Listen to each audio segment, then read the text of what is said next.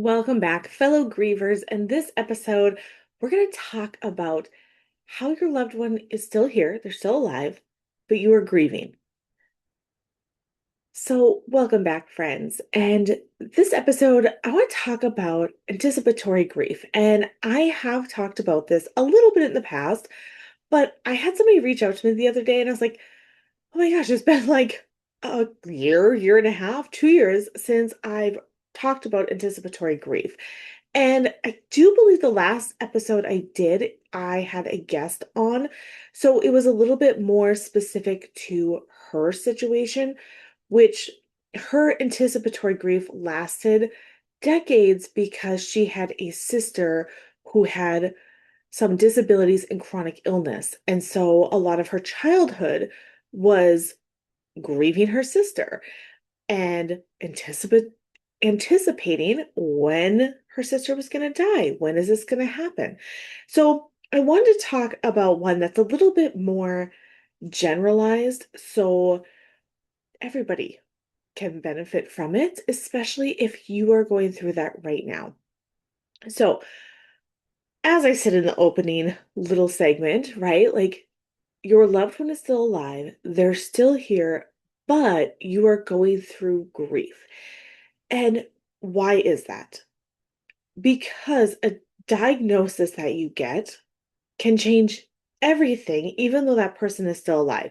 It changes your whole outlook on the time you have left, on the future that you thought you'd have, on the changes that are happening in your loved one that you can visibly see, maybe the changes that are happening in your life, your some of your routines are disrupted and you don't know when it's going to go back to quote unquote normal. You're also probably looking at your loved one's independence and their abilities and seeing that declining. Family routines can shift. Maybe there are holidays that you're like, oh my gosh, like I think this is going to be the first Christmas without mom or without dad, right? And the biggest thing that I felt was a struggle was the unknown of how much time you're actually going to have left with the person. And so this came when for me, like this was with my dad, right? Because my mom, she died suddenly. We didn't have that time. We didn't have a diagnosis and some time. But when you have this time, when somebody gets a diagnosis and then you have time, right? And you're kind of waiting for this to happen. And with my dad, he lived 10 more years. When he first got the diagnosis, it was a very aggressive cancer. It had already progressed very rapidly. I mean, he should have died sooner than he did. He should have died. I think his prognosis was like about 18 months, maybe 2 years. He lived 10 years. So even that was unknown. Then, when he started to really rapidly decline, when he was in the active dying stage, I mean, I'm not talking about like the final weeks. I'm talking about when he was put on hospice. It was about 3 months, maybe 3.5, 4 months that he was on hospice. So we knew he's no longer pursuing aggressive treatment. The disease is going to run its natural course. And when you're put on hospice, it means that typically, if the disease runs its natural course, the person will have 6 months or less to live. Now, that may mean again, everybody's different. So, your loved one may live a month and a half. Your loved one may live 8 months, 10 months, a year, right? They may live 4 months. You just don't know, but it says based on the information we have, if we don't continue to treat and fight this disease, it will take over and the person will die within 6 months or less. So when my dad got the diagnosis, again, it was kind of a panic. We don't know how much time we have. As time went on, it was like, hey, okay, like we would get updates and like they were still doing treatment. But then when he really declined quickly and he's like, yep, I'm not going to pursue any more treatments. I can't walk.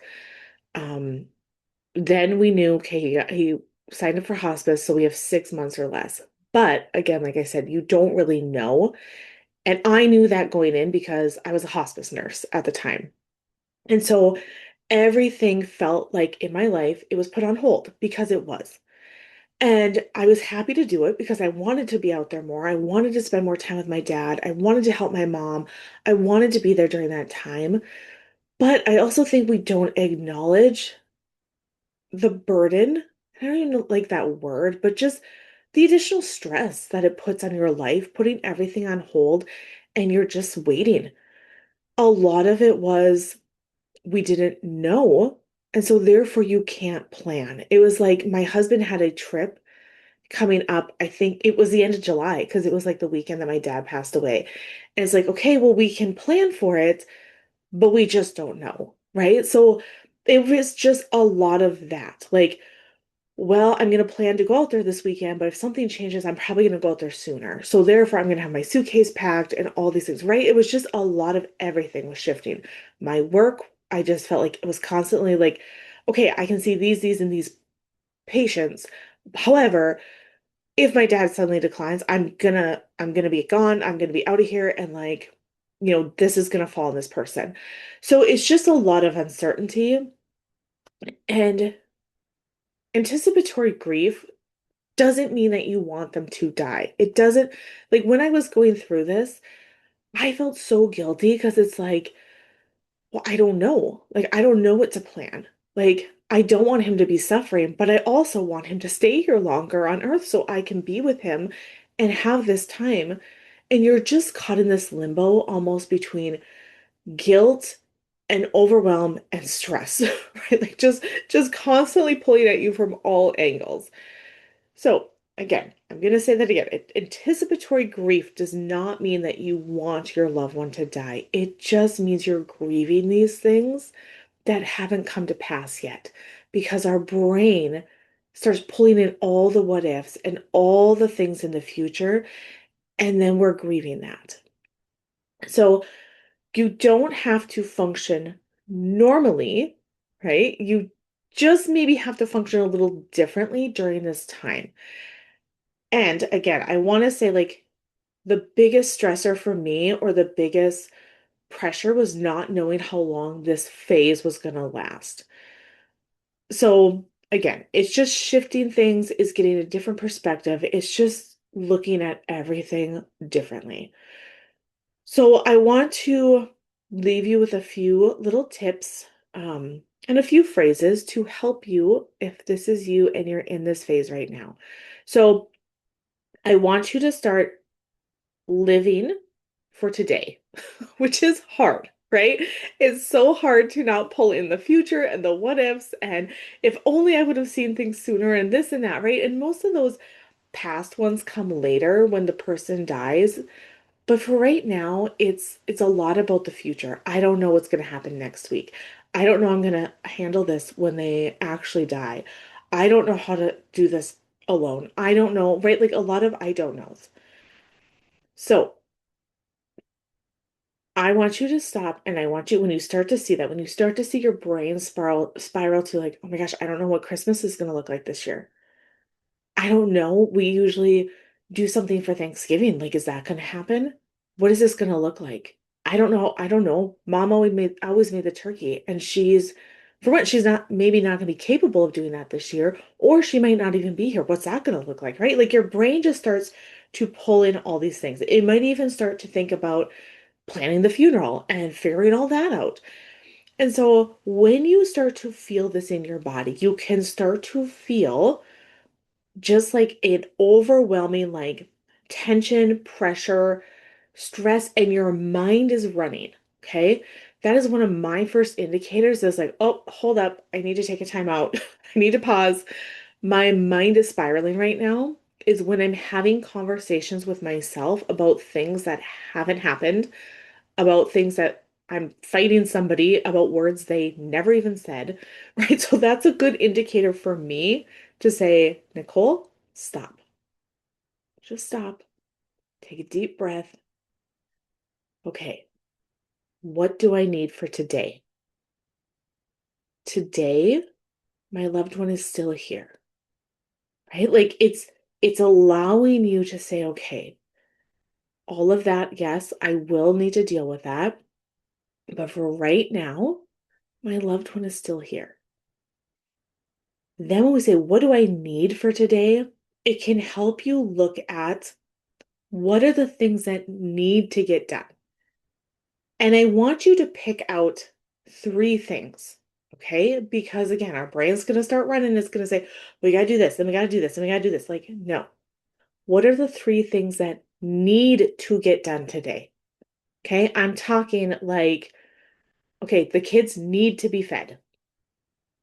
I need to go complete this kind of paperwork for work.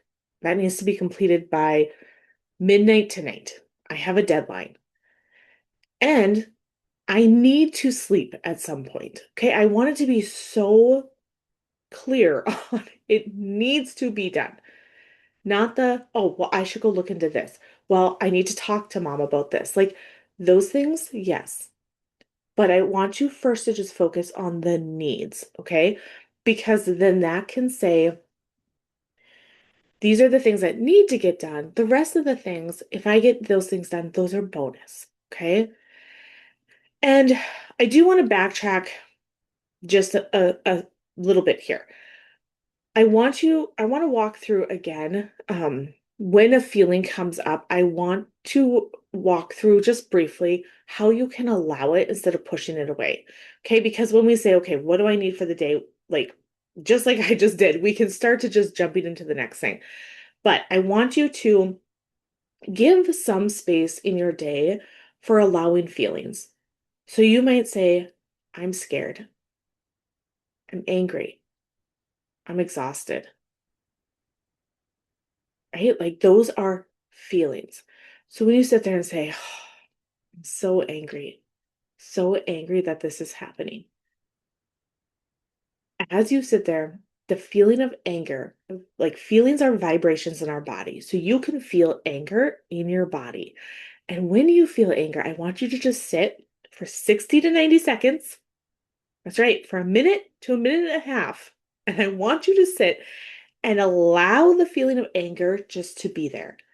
It's helpful if you can describe it, if you can give it a color, if you can name in your body where it's at. So like most of my emotions go into my shoulders. I tense up. I kind of turn inward. Like my fists kind of clench. I just, oh, like I feel like a pressure in my chest when I'm angry. So as you sit and describe it, it will fade away. Now, as I always say, that doesn't mean it won't come back. Our feelings are not a one and done. It'll come back, but then you can recognize it and be like, oh, I'm starting to feel angry again. I'm going to allow it because when we allow it, it fades away. When we don't allow it, what we do is all day long, we're trying to push our feeling. It's like a beach ball, pushing it underwater. And that feeling just keeps trying to pop up and pop up in different ways. And it might come out as running around and not getting anything done. It might come out as like lack of sleep. It might come out as you start to get angry and upset easily with your kids and with your husbands. Like it might show up and you start to forget things that you're supposed to do at work, right? Like it just keeps coming up somehow or another. So by allowing it, it's like the beach ball goes away. So practice that as much as you can. The more that we practice it, the easier it gets, and the more familiar we get with recognizing the feelings that we have, so we can pause sooner and allow them to fade away. Now, as I said, when we move into the okay, I what do I need for today, right? Name the three things that need to be done. And I also want you to ask yourself, what would make this 1% easier? So, what would make it 1% easier? Maybe I can ask somebody else to do that task. Maybe I can not do that today because I won't have time. Okay.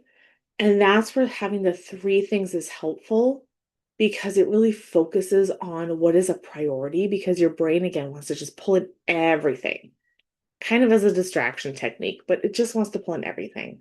We are very all or nothing. Another thing to do is before you go someplace, if you're like coming home from work and you're getting in the house and you know that you have kids and husband at home and you still have to do all these things for your loved one who is, you know, dying or has this diagnosis, I want you to sit in your car and again, take a few minutes, just take some deep breaths. This is a good time to practice allowing the feeling. And even if it's not currently like I'm angry, you like your body will bring that back. And if we think of something that made us angry, we will start to feel angry again. So that you can practice it and be like, okay, I'm going to work through it. Also, asking for help.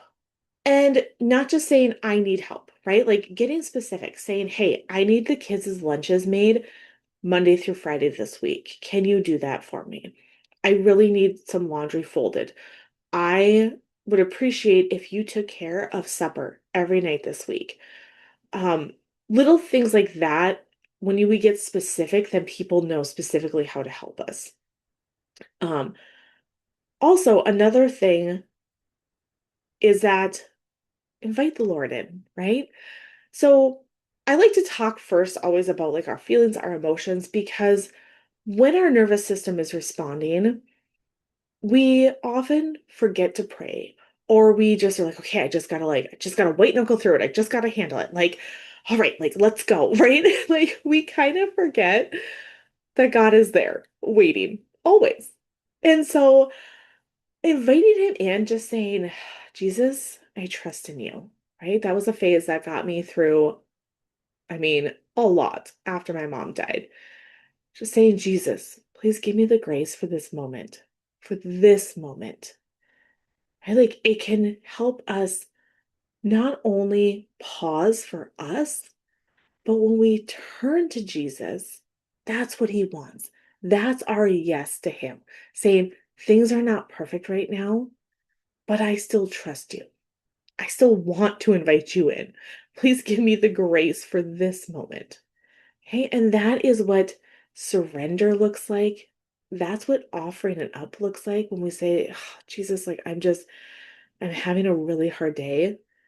Please give me little snippets and moments of your peace and love where I can feel you." Right? That is what he wants from us. That's it. That right there. We don't have to pretend like we're perfect.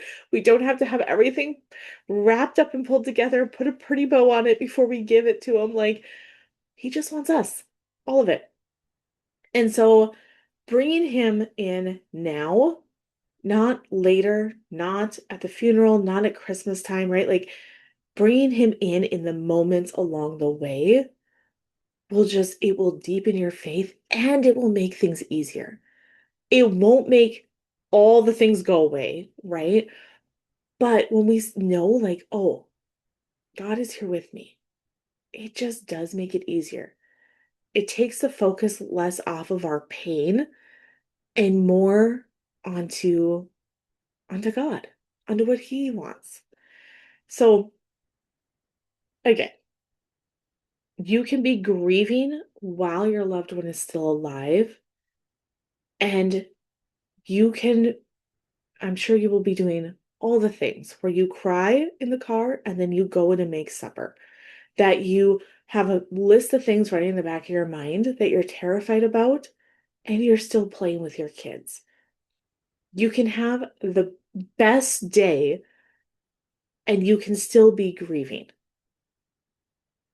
You can love your person deeply and still need a break from caregiving. Hey, so none of these things cancels out the other. God created us in such a beautiful way that we can have all the experiences happening almost at the same time, which can be hard, but I think it can be so beautiful too if we keep turning to Him and relying on Him through it. So I hope this episode was helpful. I hope that, again, it helps you understand the anticipatory grief a little bit more better and a little bit more, and that you don't feel so much of the guilt and the pressure and shame that I did when I was going through it. So, as always, if you want a place to talk, that there are no judgments, that I hold all the space in the world for you to be mad, to be happy, to cry, to be angry, all of the emotions. A place where you can say the words out loud that you wouldn't admit to anybody else. I invite you to go to catholicgriefcoach.com and book a free consult call with me. All right, you guys, I am praying for you, and you are loved. We'll take the next steps together.